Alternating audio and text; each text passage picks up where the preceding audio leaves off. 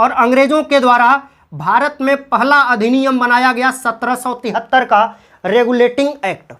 अंग्रेजों द्वारा भारत में जो पहला अधिनियम बनाया गया इसको कहा गया 1773 का रेगुलेटिंग एक्ट। यहां पर मैं एक शब्द का यूज कर रहा हूं, अधिनियम। जरा सा इसको समझते रहिएगा क्योंकि मैं बार बार इसका नाम लूंगा। अधिनियम का मतलब क्या होता है? अधिनियम का मतलब होता है नियम। अधिनियम का मतलब होता है नियम। अधिनियम का मतलब होता है कानून। जब किसी नियम या कानून को आप बनाते हैं तो संविधान की भाषा में उसे क्या कहा जाता है? अधिनियम। चूंकि अंग्रेजों ने जब भारत की गद्दी संभाल ली तो पहला नियम इन्होंने कब बनाया? 1773 में। तो मैं बार बार अधिनियम शब्द का नाम लूंगा तो आपको यह समझ में आना चाहिए कि अधिनियम का मतलब क्या होता है। चूंकि अंग्रेजों ने अपनी सत्ता संभालने के 6-7 साल बाद पहला अधिनियम बनाया था 1773 में, जिसको कहा जाता है 1773 का रेगुलेटिंग एक्ट। तो यहां तक तो रही थोड़ी सी कहानी, लेकिन अब इसी मैटर को नोट करना है। तो चलिए नोट करते चलिए, मैं बोल रहा हूं। चलिए हम लोग शुरू कर देते हैं। कॉपी नोट्स अपना लेकर के बैठ जाइएगा। यहीं से संविधान स्टार्ट हो जाता है। भारत का संवैधानिक विकास। चूंकि हम लोग संविधान का भी इतिहास पढ़ रहे हैं तो आप जानते हैं कि हमारा संविधान एक दिन में नहीं बना, बल्कि उसको बनने में एक लंबा प्रोसेस हुआ है। तो अंग्रेज़ों के समय जो हुआ उसको कहा जाता है भारतीय संविधान का इतिहास या भारतीय संविधान का विकास। तो इस चैप्टर को नाम दिया जाता है भारत का संवैधानिक विकास। अब भारत के संवैधानिक विकास में चूंकि आप पेन और कॉपी उम्मीद करता हूँ लेकर के बैठे होंगे तो थोड़ा सा नोट करते चलिए। लिखिए 1757 का प्लासी का युद्ध, 1757 का प्लासी का युद्ध और 1764 के बक्सर के युद्ध को जीतने के बाद जब अंग्रेजों ने भारत की सत्ता पर कब्जा किया तो यहाँ के शासन को चलाने के लिए समय समय पर कुछ नियम बनाया। इसे ही भारत का संवैधानिक विकास कहा जाता है। इसे ही भारत का संवैधानिक विकास कहा जाता है। अब पहली हेडिंग डालेंगे 1600 का चार्टर एक्ट। 1600 का चार्टर एक्ट, पहली हेडिंग डालेंगे 1600 का चार्टर एक्ट। देखिए एक्ट की हिंदी होती है अधिनियम। अभी मैं अधिनियम आपको समझा रहा था। तो सबसे पहले 1600 का चार्टर एक्ट लिखिए। इसमें एक पॉइंट, एक प्रश्न बनता है। इसी अधिनियम द्वारा पहली बार ब्रिटेन में ईस्ट इंडिया कंपनी की स्थापना की जाती है। ईस्ट इंडिया कंपनी की स्थापना की जाती है। यहाँ तक हो गया होगा। इसके बाद बीच की कहानी मैं आपको समझा रहा था। अगली हेडिंग डालेंगे 1773 का रेगुलेटिंग एक्ट। 1773 का रेगुलेटिंग एक्ट। अंग्रेजों ने जब भारत की सत्ता को संभाला तो सत्ता को संभालने के बाद पहला अधिनियम जो बनाया था यह 1773 का रेगुलेटिंग एक्ट था। आप जानते हैं कि एक कानून बनता है तो उसमें बहुत सारे प्रावधान होते हैं। तो चूंकि अब अंग्रेजों ने भारत की सत्ता को संभाल लिया, यहाँ के शासन को चलाना है, तो शासन को चलाने के लिए वह धीरे धीरे एक एक करके अधिनियम ला रहे हैं। तो पहला अधिनियम इनका आया 1773 का रेगुलेटिंग एक्ट। अब इसमें क्या क्या प्रावधान होगा इसको हम लोग थोड़ा सा देखेंगे। देखिए चूंकि अंग्रेजों ने 1773 का रेगुलेटिंग एक्ट जब लाया तो ये लोकतंत्र की व्यवस्था में आया हुआ पहला अधिनियम था। और आप जानते हैं कि लोकतंत्र की शासन पद्धति में जहाँ पर नियम पहले से बने होते हैं, जब उस नियम में कोई दिक्कत आती है यानी उसका कहीं से उल्लंघन होता है तो किसी मामले पर सुनवाई करने का अधिकार किसके पास होता है? न्यायपालिका के पास। और भारत में चूंकि अभी तक लोकतंत्र का शासन था ही नहीं तो इसलिए भारत में अभी तक कोई न्यायपालिका नहीं है। तो जब अंग्रेज 1773 का रेगुलेटिंग एक्ट लाते हैं तो इस रेगुलेटिंग एक्ट के द्वारा सबसे पहले भारत में एक सुप्रीम कोर्ट की स्थापना का प्रावधान किया जाता है। तो पहला पॉइंट करिएगा, नंबर 1, पहली बार भारत में कलकत्ता में 4 सदस्यीय सुप्रीम कोर्ट की स्थापना का प्रावधान किया गया। पहली बार भारत में कलकत्ता में 4 सदस्यीय सुप्रीम कोर्ट की स्थापना का प्रावधान किया गया। यानी 1773 के रेगुलेटिंग एक्ट का पहला प्रावधान क्या था? भारत में एक सुप्रीम कोर्ट की स्थापना होगी और यह सुप्रीम कोर्ट की स्थापना कहाँ पर होगी? कलकत्ता में। कितने सदस्यीय होगी? 4 सदस्यीय होगी। आगे बढ़ाइएगा, आगे बढ़ाइएगा। भारत में पहली बार सुप्रीम कोर्ट की स्थापना का प्रावधान किया गया, जिसके प्रथम मुख्य न्यायाधीश सर एलिजाह इम्फे थे। सर एलिजाह इम्फे थे, जिसके प्रथम मुख्य न्यायाधीश सर एलिजाह इम्फे थे। तो देखिए 1773 के रेगुलेटिंग एक्ट से टोटल सुप्रीम कोर्ट को लेकर के 5 प्रश्न बनते हैं। ये पांचों प्रश्न आपके सामने हैं। ये 5 प्रश्न क्या बनेंगे? जैसे कहेगा भारत में सुप्रीम कोर्ट की स्थापना का प्रावधान किस अधिनियम में था, तब आपका उत्तर होगा 1773 का रेगुलेटिंग एक्ट। अगला प्रश्न करेगा भारत में पहली बार सुप्रीम कोर्ट की स्थापना कहाँ हुई, तब आपका उत्तर होगा कलकत्ता। अगला प्रश्न बनेगा भारत की सुप्रीम कोर्ट स्थापना के समय कितने सदस्यीय थी? 4 सदस्यीय। अगला प्रश्न बनेगा भारत की सुप्रीम कोर्ट के प्रथम मुख्य न्यायाधीश कौन थे, तब आपका उत्तर हो जाएगा सर एलिजाह इम्फे। 4 क्वेश्चन तो सुप्रीम कोर्ट से ये हो गया। एक प्रश्न और ध्यान रखिएगा, क्योंकि इससे 5 प्रश्न बनते हैं। एक प्रश्न और ध्यान रखिएगा, जैसे आपसे पूछे भारत में सुप्रीम कोर्ट की स्थापना का प्रावधान किस अधिनियम में था, तब आपका उत्तर होगा 1773 का रेगुलेटिंग एक्ट। लेकिन अगर आपसे प्रश्न पूछता है कि सुप्रीम कोर्ट की स्थापना कब की गई, तब आपका उत्तर होगा 1774। कोई डाउट आपको नहीं होना चाहिए, ध्यान रखिएगा। 1773 में सुप्रीम कोर्ट की स्थापना का प्रावधान हुआ है, तो क्या उसी दिन सुप्रीम कोर्ट बन जाएगी? नहीं, उसको बनाने में कुछ समय लगेगा ना। तो ये सुप्रीम कोर्ट कब स्थापित हुई है? 1774 में। तो 5 क्वेश्चन बनते हैं सुप्रीम कोर्ट को लेकर के 1773 के रेगुलेटिंग एक्ट में। पहला पॉइंट कंप्लीट। आ जाइए दूसरे पॉइंट की ओर। लिखिए, पहली बार बंगाल के गवर्नर का नाम बदलकर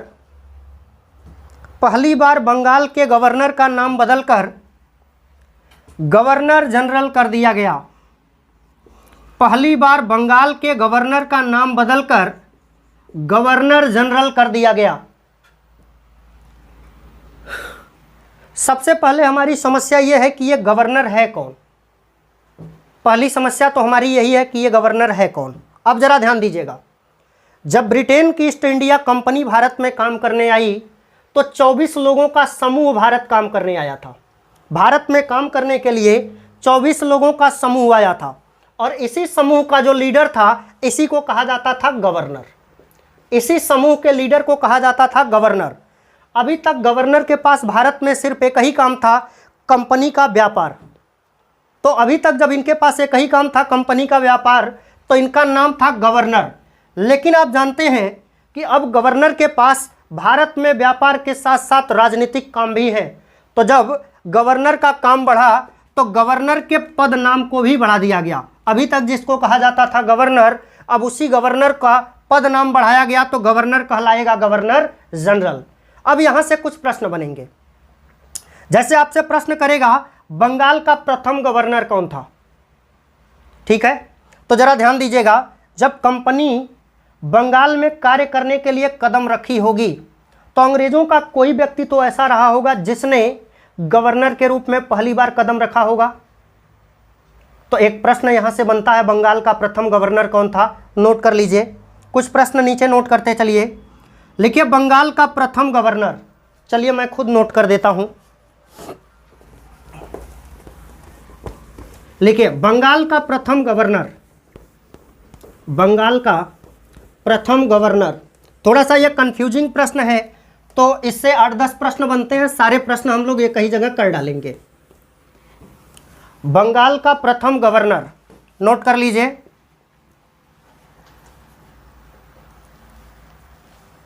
बंगाल का प्रथम गवर्नर कौन था? Lord Clive. बंगाल का प्रथम गवर्नर कौन था? Lord Clive. बंगाल का प्रथम गवर्नर कौन? Lord Clive. नोट कर लीजिए। इसके बाद ध्यान दीजिएगा, जब तक इनके पास व्यापारिक काम था तब तक गवर्नर नाम बना रहा। 1773 का रेगुलेटिंग एक्ट आया तो इस गवर्नर का नाम बदल करके गवर्नर जनरल कर दिया गया। अब यहाँ से एक प्रश्न बनेगा, तो बंगाल का प्रथम गवर्नर जनरल कौन था? यहाँ से एक प्रश्न बनेगा, बंगाल का प्रथम गवर्नर जनरल कौन? तो 1773 के रेगुलेटिंग एक्ट में इनका नाम बदला गया। तो हमारा यहाँ पर उत्तर बनेगा, चूंकि जब 1773 का रेगुलेटिंग एक्ट आया तो गवर्नर के पद पर जो व्यक्ति बैठा होगा वही प्रथम गवर्नर जनरल कहलाएगा ना। तो बंगाल का प्रथम गवर्नर जनरल कौन? तब हमारा उत्तर हो जाएगा लॉर्ड वारेन हेस्टिंग। तब हमारा उत्तर बनेगा लॉर्ड वारेन हेस्टिंग्स, है ना। तो देखिए 1773 के पहले गवर्नर था और 1773 के बाद गवर्नर जनरल। तो अगर आपसे प्रश्न पूछता है बंगाल का प्रथम गवर्नर, तब हमारा उत्तर होगा लॉर्ड क्लाइव। लेकिन पूछता है बंगाल का प्रथम गवर्नर जनरल, तब हमारा उत्तर हो जाएगा लॉर्ड वारेन हेस्टिंग। अब जरा ध्यान दीजिएगा, अंग्रेजों के गवर्नर के नाम के आगे एक शब्द लगा हुआ है बंगाल का गवर्नर जनरल।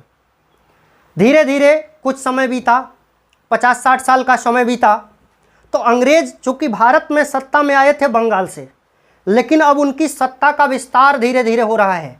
भारत के बहुत सारे क्षेत्रों में अंग्रेजों की सत्ता का विस्तार हो गया, लेकिन अभी उनके गवर्नर के नाम के आगे एक शब्द लगा हुआ है बंगाल का गवर्नर जनरल। तो ऐसा लग रहा है जैसे किसी एक क्षेत्र का ये गवर्नर जनरल हो। तो 1833 में एक अधिनियम आया और इस अधिनियम में बंगाल के गवर्नर का नाम बदल करके भारत का गवर्नर जनरल कर दिया गया। तब हमारा यहाँ पर उत्तर बदलेगा। जैसे आपसे अगला प्रश्न पूछेगा भारत का प्रथम गवर्नर जनरल, तब हमारा उत्तर हो जाएगा लॉर्ड विलियम बेंटिंग। भारत का प्रथम गवर्नर जनरल कौन था? Lord William Bentinck. भारत का प्रथम governor general Lord William Bentinck. यह तीसरा उत्तर हो गया। आगे बढ़ते हैं, चूंकि ये वाला प्रश्न बहुत कंफ्यूजिंग होता है इसलिए मैंने उठाया है इसको, तो इसको यहीं पर ख़त्म करते हैं। पहला है, अगर आपसे पूछे बंगाल का प्रथम गवर्नर तो लॉर्ड क्लाइव। दूसरा आपसे पूछे बंगाल का प्रथम गवर्नर जनरल, तब लॉर्ड वारेन हेस्टिंग। तीसरा आपसे प्रश्न पूछे भारत का प्रथम गवर्नर जनरल, तब हमारा उत्तर क्या होगा? Lord William Bentinck. इसके बाद धीरे धीरे 1857 आ गया। आप जानते हैं 1857 में भारत में एक क्रांति हुई थी जिसको कहा जाता है 1857 की क्रांति। 1857 की क्रांति के समाप्त होने के बाद 1858 में एक अधिनियम आता है। 1858 में एक अधिनियम आता है तो गवर्नर जनरल के ऊपर एक पद और बनाया गया जिसको कहा गया भारत सचिव। तो अभी तक तो भारत की व्यवस्था का सर्वे सर्वा कौन था? Governor general. लेकिन जैसे ही गवर्नर जनरल के ऊपर एक पद और बनाया गया भारत सचिव, अब गवर्नर जनरल भारत सचिव का क्या हो गया? सहायक। और जैसे ही ये भारत सचिव का सहायक हुआ, इसके नाम के आगे एक शब्द जुड़ा वायसराय। मैं ये नहीं कह रहा हूं कि गवर्नर जनरल शब्द हट गया, गवर्नर जनरल शब्द रहेगा, लेकिन एक नया शब्द जुड़ गया जिसको कहा गया वायसराय। तो यहां से एक प्रश्न बनेगा, भारत का पहला वायसराय कौन था? तब हमारा उत्तर होगा लॉर्ड कैनिंग। भारत का पहला वायसराय कौन था? तब हमारा उत्तर हो जाएगा लॉर्ड कैनिंग। ठीक है ना। अब इसका नाम वायसराय भी रहेगा और वायसराय के साथ साथ गवर्नर जनरल भी रहेगा, लेकिन चूंकि गवर्नर जनरल पहले से हो इसलिए वायसराय पर प्रश्न बनेगा। तो यहां पर एक प्रश्न बनेगा भारत का पहला वायसराय कौन था? तब हमारा उत्तर हो जाएगा लॉर्ड कैनिंग। अब चूंकि इस प्रश्न को उठा दिया हूं तो इस प्रश्न को अंतिम तक हम लोग खत्म कर देते हैं।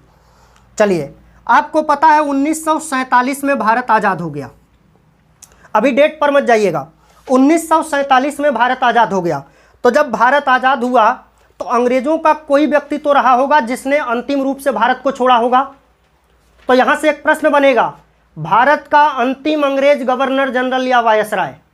तो इसको नोट कर लीजिए, भारत का अंतिम अंग्रेज गवर्नर जनरल या वायसराय। तो भारत का अंतिम अंग्रेज गवर्नर जनरल या वायसराय कौन है? Lord Mountbatten. तब हमारा उत्तर हो जाएगा लॉर्ड माउंटबेटन। भारत का अंतिम अंग्रेज गवर्नर जनरल या वायसराय कौन था? Lord Mountbatten.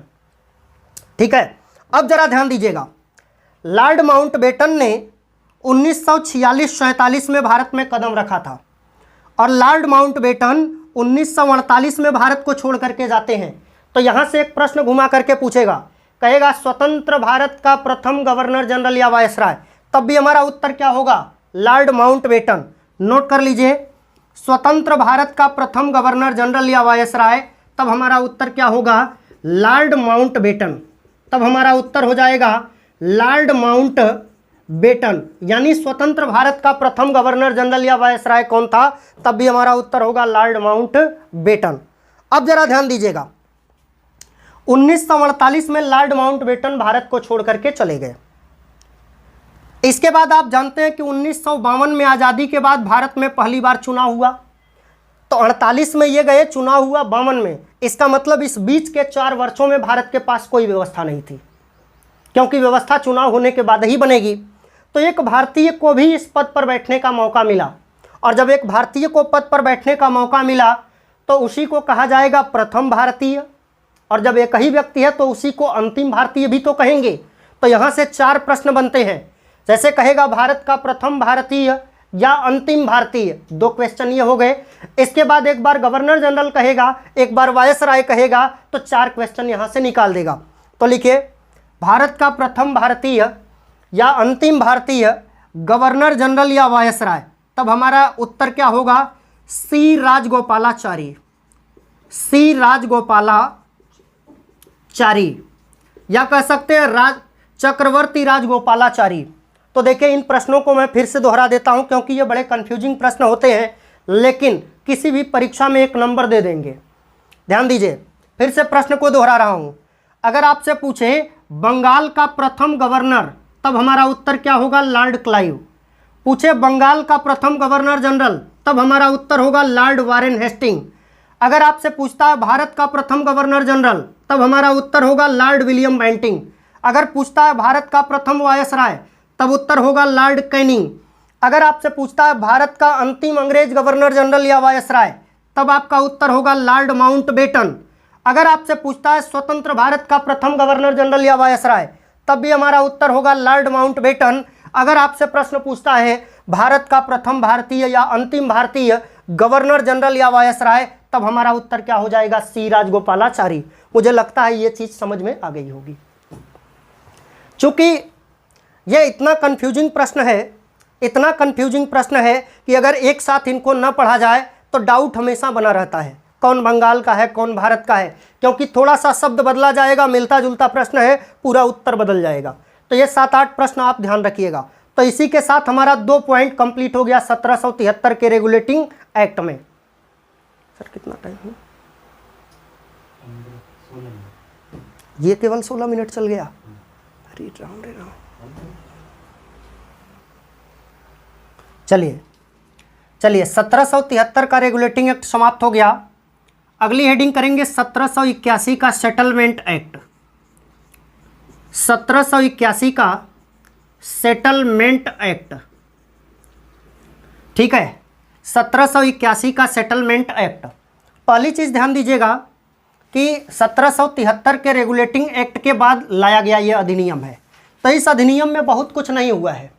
इसमें जो 1773 के रेगुलेटिंग एक्ट में कमियां थी, यानी अंग्रेज़ों के समय में हमारे संविधान के संदर्भ में क्या क्या हो रहा है, तो जब 1781 का एक्ट आया तो इसमें कुछ खास नहीं हुआ। बस 1773 के रेगुलेटिंग एक्ट की कमियों को दूर करने के लिए ये लाया गया था। इसीलिए इसे कहा जाता है संशोधनात्मक अधिनियम।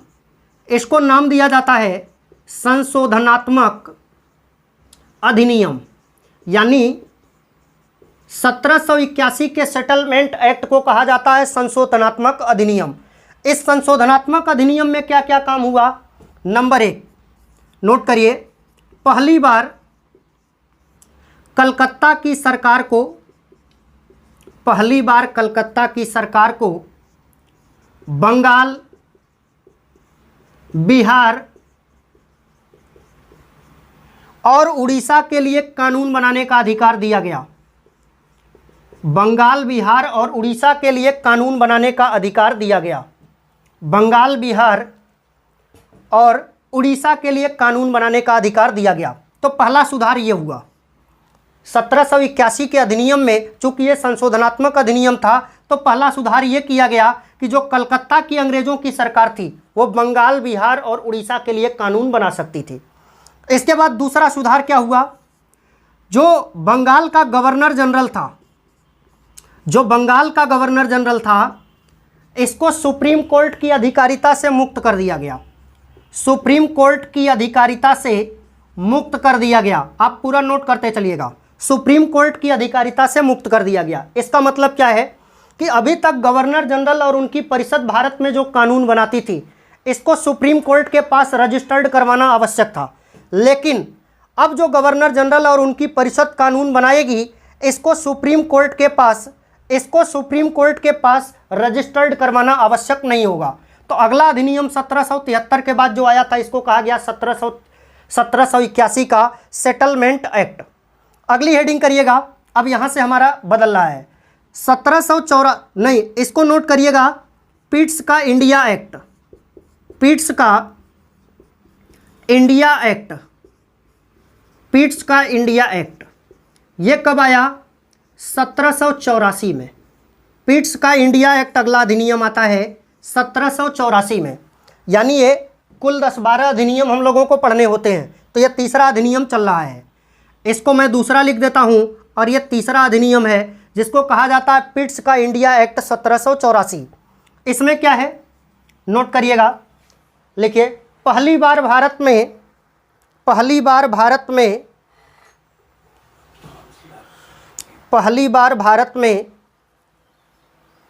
नियंत्रण परिषद की स्थापना का प्रावधान किया गया। नियंत्रण परिषद की स्थापना का प्रावधान किया गया। ठीक है, तो पहला पॉइंट था, पहली बार नियंत्रण परिषद की स्थापना का प्रावधान किया गया। आ जाइए दूसरा पॉइंट, पहली बार कंपनी के कर्मचारियों के उपहार लेने पर प्रतिबंध लगा दिया गया। पहली बार कंपनी के कर्मचारियों के उपहार लेने पर प्रतिबंध लगा दिया गया। होता क्या था, थोड़ा सा इसको समझ लीजिएगा। जो कंपनी के कर्मचारी थे, ये भारत में वास्तव में लेते थे रिश्वत, और रिश्वत लेते थे तो पहले बैंकिंग सिस्टम इतना मजबूत नहीं था कि यहाँ से पैसा वो ब्रिटेन भेज देते। तो जब ये लोग भारत से काम करके वापस ब्रिटेन जाते थे, तो वहाँ के कस्टम वाले लोग बंदरगाहों पर इनको पकड़ते थे। तो पता चलता था इनकी जितनी सैलरी है उससे ज़्यादा ये पैसा लेकर के भारत से आ रहे हैं। तो ये होता था कि ये पैसा कहाँ से आपको आया, तो ये भारत में रिश्वत लिए होते थे, लेकिन वहाँ पर जा कर के कहते थे कि भारतीयों ने हमको उपहार दिया है। तो इस अधिनियम में यह प्रावधान किया गया कि कंपनी के कर्मचारियों के उपहार लेने पर प्रतिबंध लगा दिया गया। क्यों प्रतिबंध लगाया गया? क्योंकि ये लोग रिश्वत लेकर के उपहार बताते थे। इसके बाद अगला अधिनियम आता है 1793 का चार्टर एक्ट। तो चौथे नंबर का अधिनियम नोट करिएगा, 1793 का चार्टर एक्ट। 1793 का चार्टर एक्ट। इस 1793 के चार्टर एक्ट में क्या प्रावधान था? जो ये 1784 में नियंत्रण परिषद बनी थी, जो नियंत्रक मंडल बना था, इनको वेतन अभी तक ब्रिटेन देता था, लेकिन इस 1793 के चार्टर एक्ट में प्रावधान किया गया कि नियंत्रण परिषद के सदस्यों को वेतन भारतीय राजस्व से दिया जाएगा। तो एक इस अधिनियम की विशेषता है जिस पर प्रश्न बनता है, आप इसको नोट कर लीजिए। देखिए, पहली बार नियंत्रण परिषद के सदस्यों को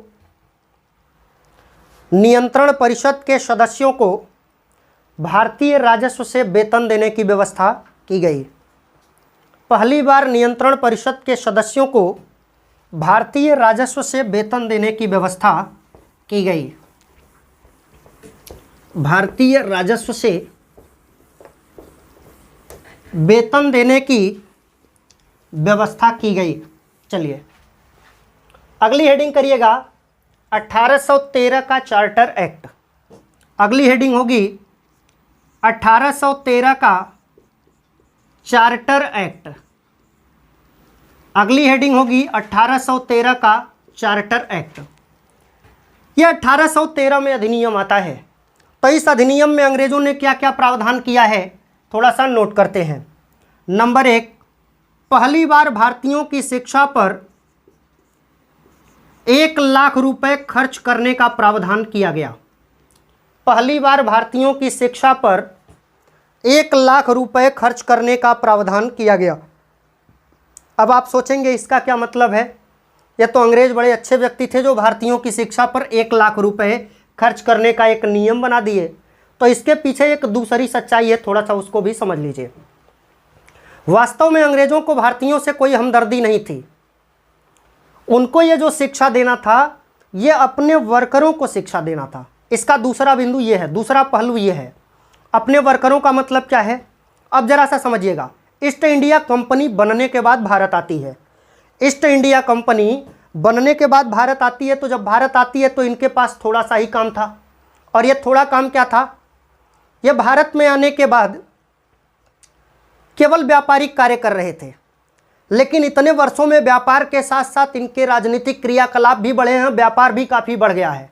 तो अब जरा ध्यान दीजिएगा कि जब इनका काम बढ़ेगा तो इनको वर्कर की आवश्यकता होगी। तो क्या वर्कर ब्रिटेन से लेकर के आएंगे? नहीं, ये वर्कर के रूप में भारतीयों को रखेंगे। और जब वर्कर के रूप में भारतीयों को रखेंगे तो अंग्रेज़ों और भारतीयों के बीच एक बहुत बड़ी समस्या है भाषा को लेकर के। चूँकि अंग्रेज़ों की भाषा अंग्रेजी और भारतीयों की भाषा एक ही गाँव में कई, तो एक समस्या थी कि या तो अंग्रेज़ भारतीयों की भाषा सीखें या तो भारतीय अंग्रेज़ों की भाषा सीखें।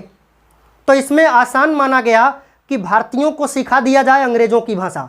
आसान क्यों था, उसका रीज़न समझिएगा। अगर मान लीजिए कोई अंग्रेज़ किसी क्षेत्र की भाषा सीख लेता है तो वो उस क्षेत्र में तो काम करेगा लेकिन किसी और क्षेत्र में काम नहीं कर पाएगा। तो अंग्रेज़ों के सीखने में ये समस्या थी। लेकिन ज़रा भारतीयों को आप समझिए, अगर भारतीयों को यही भाषा सिखा देते हैं तो वो आसानी से कहीं पर भी काम कर लेंगे। इसका मतलब भारतीयों को सिखाना आसान था। तो यहीं पर अंग्रेज़ों ने वास्तव में यह भारतीयों को शिक्षा देने के लिए नहीं, अपने कंपनी के कर्मचारियों को शिक्षा देने के लिए 1 लाख रुपए बजट का प्रावधान किया कि प्रतिवर्ष भारतीयों की शिक्षा पर 1 लाख रुपए खर्च किया जाएगा। ठीक है, तो यह पहला बिंदु रहा 1813 के चार्टर एक्ट का। आ जाते हैं दूसरा बिंदु, और दूसरा बिंदु क्या है, पहली बार ईसाई मिशनरियों को भारत में धर्म प्रचार की अनुमति दी गई। पहली बार ईसाई मिशनरियों को भारत में धर्म प्रचार की अनुमति दी गई। इसका क्या मतलब है, देखिए अंग्रेज लंबे समय तक भारत में शासन करना चाहते हैं। अंग्रेज लंबे समय तक भारत में शासन करना चाहते हैं, तो भारत के शासन को चलाने के लिए अंग्रेज़ों को अपना कुनबा बढ़ाना पड़ेगा। कुनबा बढ़ाने का मतलब ईसाई धर्म को बढ़ावा देना पड़ेगा। तो अभी तक इनके लोग जिन भारतीयों को कन्वर्ट कर रहे थे ईसाई धर्म में, तो कहीं ना कहीं वो कानून के विपरीत था। इसीलिए 1813 के अधिनियम में अंग्रेज़ों ने प्रावधान कर दिया कि कानूनी रूप से किसी को भी ईसाई धर्म में कन्वर्ट किया जा सकता है। यानी अब इसका कानूनी प्रावधान हो गया। कानूनी प्रावधान हो गया तो इसका मतलब क्या होगा, इसका मतलब अब भारत में ईसाई मिशन पर आधारित धर्म न्यायालय खुलेगा। भारत में ईसाई मिशन पर आधारित तमाम विद्यालय खोले जाएंगे। भारत में चर्चों की स्थापना की जाएगी। ईसाई धर्म को बढ़ावा दिया जाएगा। तो ये 2 सुधार ध्यान रखिएगा 1813 के चार्टर एक्ट में। इसके बाद अगला अधिनियम आता है 1833 का राजलेख। 1833 का राजलेख, अगला अधिनियम आता है 1833 का राजलेख। इस अधिनियम में क्या क्या प्रावधान है, पहले प्रावधान को नोट करिएगा। देखिए, जो बंगाल का गवर्नर था, चूंकि उस समय अंग्रेजों का क्षेत्र बंगाल तक ही सीमित था। 1773 के रेगुलेटिंग एक्ट के समय अंग्रेजों का क्षेत्र बंगाल तक ही सीमित था। लेकिन अब अंग्रेजों की सत्ता बंगाल से बाहर भारत के कई सारे क्षेत्रों में फैल चुकी है, लेकिन गवर्नर के नाम के आगे वही शब्द लगा हुआ है, बंगाल का गवर्नर जनरल। तो जब 1833 का अधिनियम आया तो इस अधिनियम में अंग्रेजों ने एक प्रावधान किया। प्रावधान क्या था, जो बंगाल का गवर्नर जनरल था इसको संपूर्ण भारत का गवर्नर जनरल बना दिया गया। तो नोट करिएगा, पहली बार बंगाल के गवर्नर जनरल को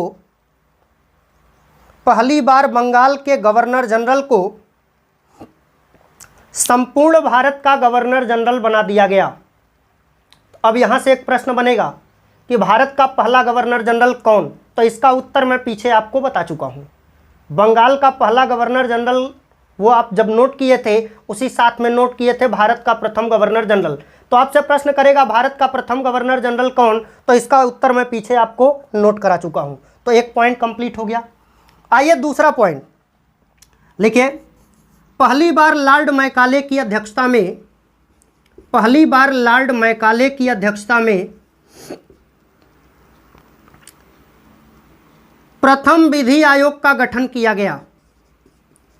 प्रथम विधि आयोग का गठन किया गया। प्रथम विधि आयोग का गठन किया गया। यह विधि आयोग आज भी है। तो पहली बार अंग्रेजों ने यह विधि आयोग बनाया था और यह विधि आयोग किसकी अध्यक्षता में बना था? लॉर्ड मैकाले की अध्यक्षता में। और किस अधिनियम द्वारा बना था? 1833 के राजलेख द्वारा बना था। ठीक है। एक तीसरा पॉइंट आइए, तीसरा सुधार क्या किया गया? लिखिए, पहली बार भारत में दास प्रथा को प्रतिबंधित किया गया। पहली बार भारत में दास प्रथा को प्रतिबंधित किया गया। नोट कर लीजिए। इसके बाद आते हैं चौथे पॉइंट पर। चौथा पॉइंट था, पहली बार भारत के प्रशासन में भागीदारी के लिए, पहली बार भारत के प्रशासन में भागीदारी के लिए योग्यता को पैमाना बनाया गया। देखिए, अभी तक भारत में जो नौकरियां इत्यादि मिला करती थी वो वंश परंपरा के आधार पर, घर परिवार के आधार पर मिला करती थी। लेकिन इस 1833 के अधिनियम का बहुत बड़ा सुधार है कि भारत में पहली बार यह प्रावधान किया गया कि अब किसी को जाति, धर्म, लिंग, समुदाय या भारतीय होने के नाम पर प्रशासन में भागीदारी से वंचित नहीं किया जाएगा। ठीक ना? तो पहली बार प्रशासन में भागीदारी के लिए योग्यता को पैमाना कब बनाया गया? तो योग्यता को पैमाना बनाया गया है 1833 के अधिनियम द्वारा। इसके बाद अगली हेडिंग करिएगा। इसके बाद अगली हेडिंग करिएगा 1853 का राजलेख। अगली हेडिंग करेंगे 1853 का राजलेख।